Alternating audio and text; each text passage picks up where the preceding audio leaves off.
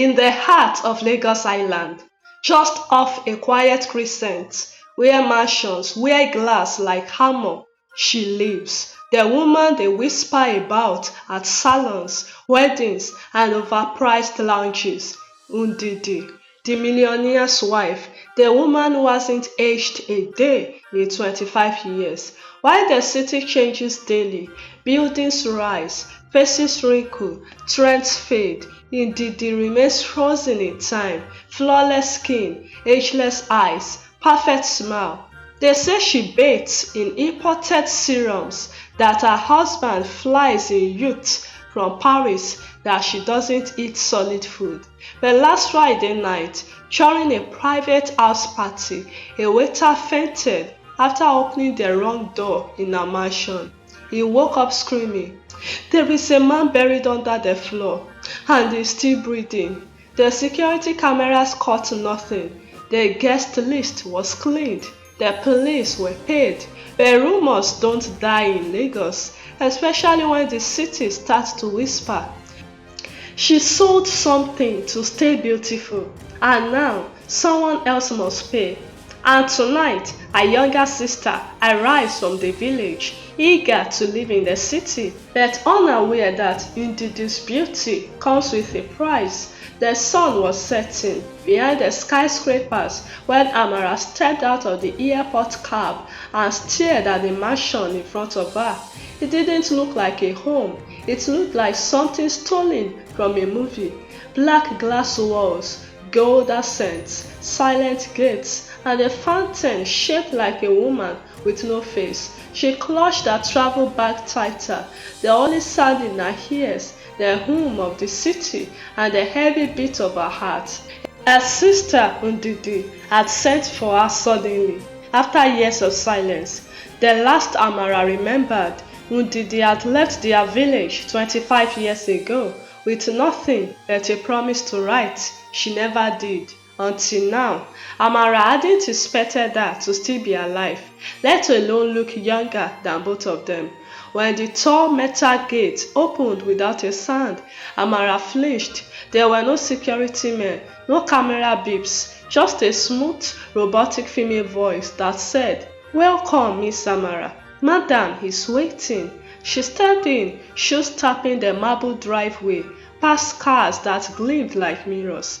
Inside, the house smelled of perfume, rose petals, and something else she couldn't place, metal and earth. And there she was, Ndidi, standing at the top of the stairs like a queen in a silk robe, arms outstretched, face untouched by time. "My baby sister," Ndidi purred, voice soft but echoing. "You finally come." Amara froze. Her sister looked exactly like the photo on her primary school ID card. Not just young, not just pretty, unchanged. "Ndidi," Amara whispered, a chill dancing down her spine. "You look beautiful." Ndidi smiled. "Don't be afraid, darling. In this house, time is just a suggestion." She embraced Amara tightly, but her skin felt too cool, like the marble floors beneath them. That night, after dinner, Amara couldn't sleep. The mansion was too quiet. No night sounds, no traffic, no power hum.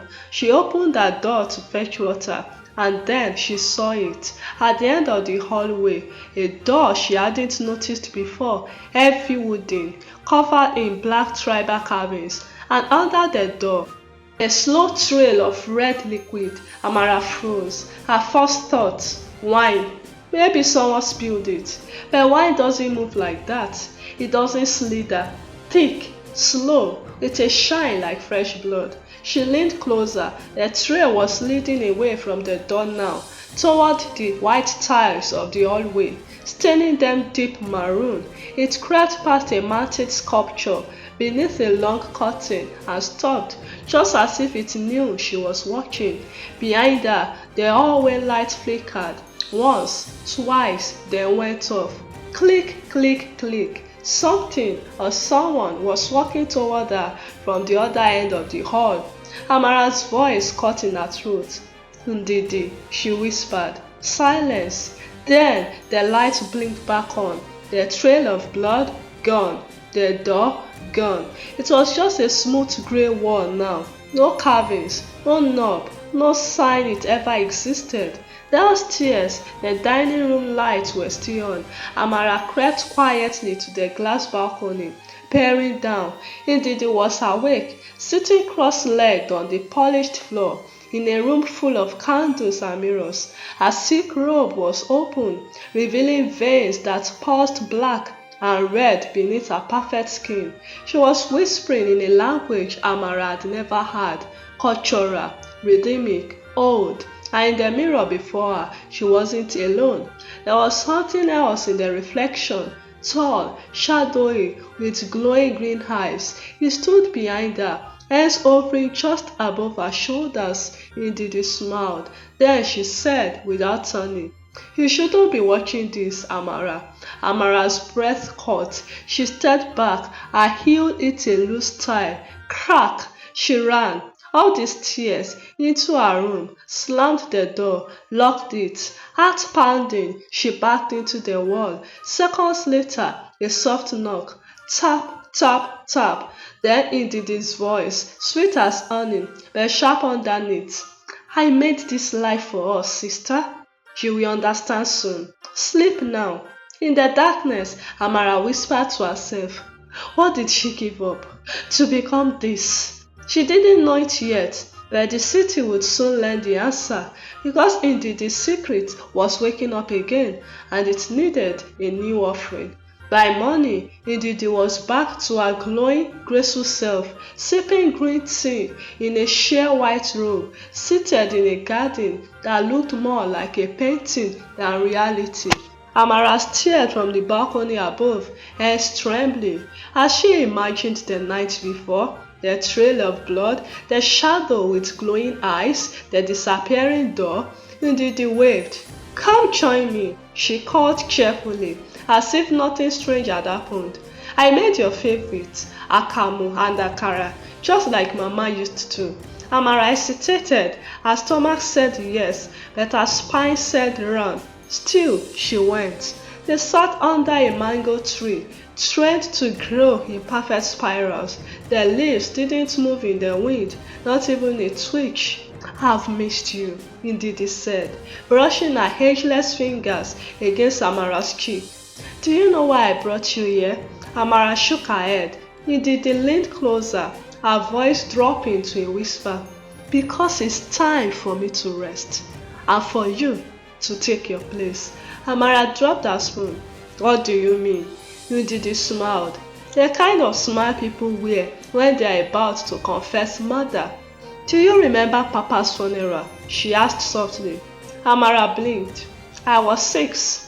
I was 17, Ndidi said, and desperate. No money, no future. Mama was sick.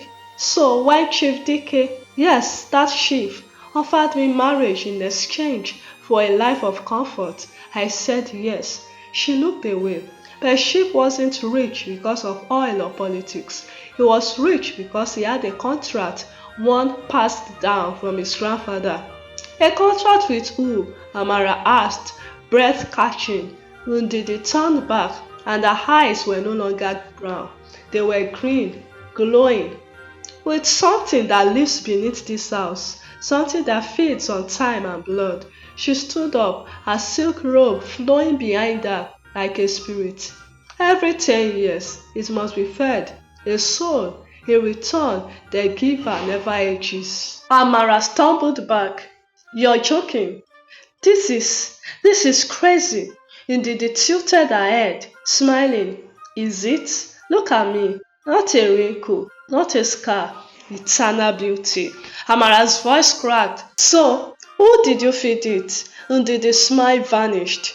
"Chief was the first, then a housemaid, then a bodyguard, then a street boy who tried to rob me. The city forgets fast, Amara. No one looks for nobodies." Amara's knees buckled. "You are a murderer." "No," Ndidi said softly. "I'm a survivor, and now it's your turn." That night, while Amara packed her bags in a panic, the wall door returned, carved, bleeding, pulsing, and from behind it came a voice, not Ndidi's, not human, a voice that whispered, "She has fed us well, but her time is up. Choose, child, take her place, or join her in the ground." Amara couldn't sleep, not because of the whispering voice behind the door, not because of the glowing green eyes that hovered in her dreams, but because part of her wanted to say yes, yes to the beauty, yes to the money, yes to the power.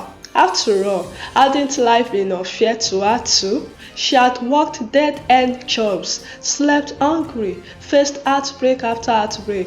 Meanwhile, Ndidi had lived like a queen for 25 years, glamorous, untouched, worshipped, all for feeding a soul every 10 years.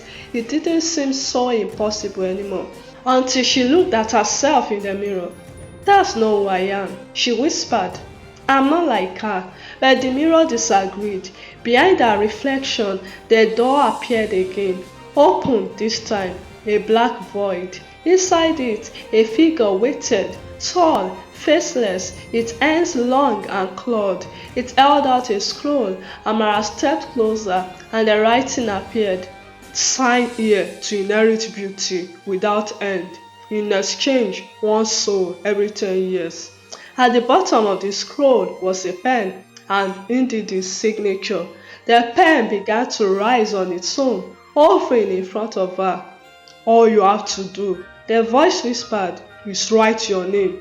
Amara screamed and ran. She rushed out of the mansion, past the fountain, past the silent gates, into the streets of Lagos, breathless, broken, confused, but the city didn't care. No taxis, no good Samaritans, only lights, noise, and indifference.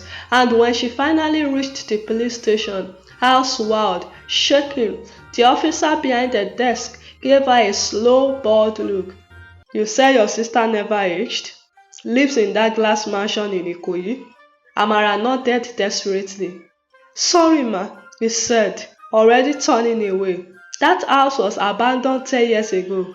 We sealed it off after some strange reports." Amara's blood went cold. "That's not possible. I was just there. She's in there now." The officer looked her dead in the eye. "I know what I saw," he said flatly. "And what I saw was your sister's corpse, found in the bedroom upstairs. She hanged herself 10 years ago to this very day." Amara fainted. When she woke up, she was back in the mansion, in Ndidi's room, in her robe, sitting at the mirror.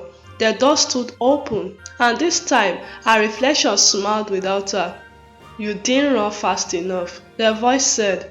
"Now you must choose, be the next or be the offering." Amara stared at her reflection.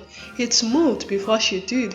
It smiled when she trembled, raised its hands when hers was still, and behind it, the open black door paused like a heartbeat. Boom, boom, boom, each beat louder, closer. Then Ndidi appeared. Her beauty had begun to crack, a wrinkle beneath the eye, a grey thread in her hair. Her skin no longer glowed. It shimmered like something fake, stretched too tight over rotting flesh. She looked at Amara, pleading. "It's not too late," she said, voice shaking. "If you sign, it resets. For both of us. I stay young, you take over, we share the time." Amara's lip curled. "So I become the next predator in line? You think I want to grow old feeding that thing's souls?" Ndidi's expression snapped from sweet to savage. "You think the world cares about your morals? You think you will go back to your cheap flat, your cheap life? They will never let you go now. You saw the door, you heard the voice, and then from the mirror, the entity spoke. You carry our mark now. Time will not move for you unless you feed us." Amara's heart thundered, and in that moment, something inside her snapped. She turned, grabbed the tall oval mirror, and smashed it to the floor. Crash! 1,000 shards flew everywhere. The room trembled. The lights exploded. Ndidi screamed as her face began to melt. folding in on itself like wax under fire. What have you done? The bleeding door slammed shut. Chains rose from the ground, snatching at the edges of the mirror's shattered frame, and in the reflection of one shard, Amara saw the entity, trapped, clawing, hissing, fading. She had broken the contract, but not without cost. The house began to collapse, walls folding in, chandeliers dropping like guillotines. Blood gushed from the marble floors. Amara ran down the stairs, through the lobby, to the front gate. Just as it slammed shut behind her, the entire mansion vanished in a blast of dark wind and silence. She collapsed in the middle of the street, lungs burning, covered in soot and blood. And when she opened her eyes hours later, the sun was shining. A police siren whined in the distance. Children played. The world had moved on. She checked her reflection in a puddle, still young, still beautiful, but she knew she was no longer entirely herself. 6 months after the mansion vanished, Amara's life had changed, yet the shadow of the curse still lingered in her mind. Determined to be free, she sought out Mama Ayo, an old wise woman deep in the heart of Lagos's oldest market. Mama Ayo listened carefully as Amara told her everything: the mansion, the mirror, the soul contract. With a grave nod, Mama Ayo said, "The curse feeds on fear and weakness. To break it, you must face the darkness yourself and offer it what it desires willingly, but on your own terms." That night, under a full moon, Amara returned to the ruins of the mansion, now only scorched earth and broken stone.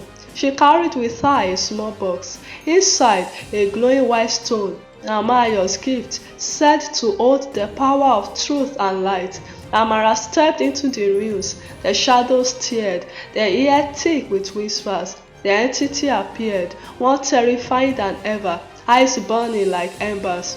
"You cannot escape me," it hissed, but Amara raised the stone high. "I am not afraid." A brilliant light exploded, filling the ruins with warmth. The shadows screamed, dissolving into nothingness. The black door shattered, releasing a final rush of cold air. Then silence. Amara felt a calm she had never known. Her skin glowed, now with a natural, peaceful radiance. She smiled. Free. True freedom comes not from running, but from facing your darkest fears and choosing your own light.